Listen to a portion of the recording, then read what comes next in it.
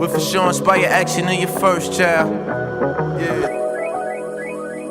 HipHopMatrixShow. It's time for that sports report with this guy, DJ Academics. Let's go ahead and jump right in to the Band-Aids. All right, Brandon Marshall was cut.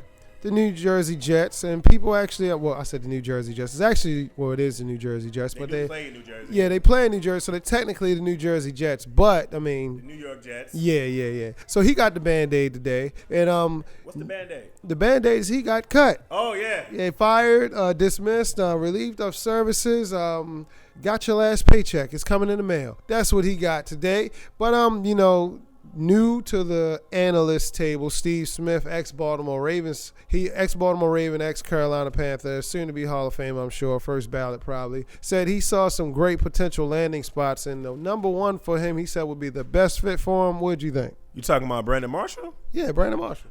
He can always come to Lions. We can always need another wide receiver. I don't think that would.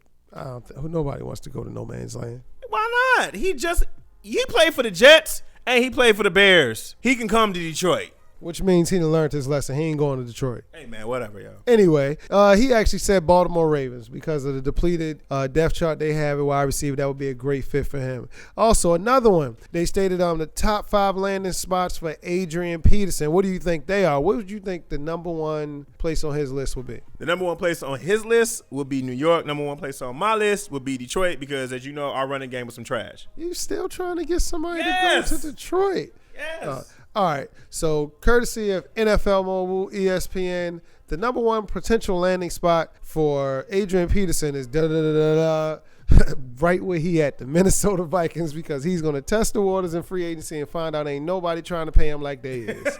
So, but number 2 on that list was the New York Giants. Number 3, Tampa Bay Buccaneers. Number 4, where he definitely ain't going, the Oakland Raiders. No. And number 5 was the Houston Texans. What do you think about that? The Houston Texans seem like they're incapable of making good football decisions. The Houston Texans? Are you talking about this has anything to do with the quarterback? Yeah. That big deal they gave Osweiler? They'll give you that check, though. They give you that bag.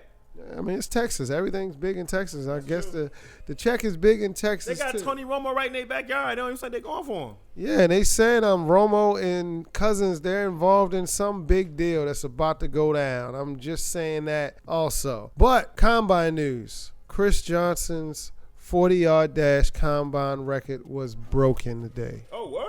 What was the on time exactly? Oh, you didn't know that? His was a 4.2.4. It was broken today by wide receiver John Ross of Washington. Now, let me ask you a question. What is a standard time for a 40? Because I ran track, so I ran 100. So I didn't play football. I don't know what the times are good for in 40s. I'm not going to front like I do. Average fast, 4.6. A little bit more than average, 4.5. Wheels, 4.4. Blazing, 4.3. Just floating, 4.2.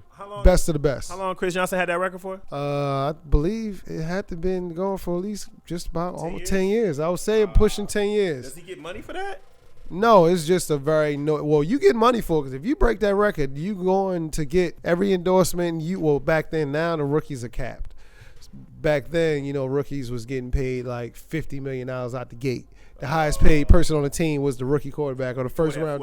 Gotcha. Yeah, before that cap. So rookies are capped now, but he helped his draft stock a lot. He definitely making some money off of that. So shout out to John Ross. He actually and Chris Johnson actually tweeted and congratulated him about that as well. And Ross replied, "I appreciate you for setting the bar." All right, that's the sports report. Make sure you follow myself at DJ aka DEMIKS.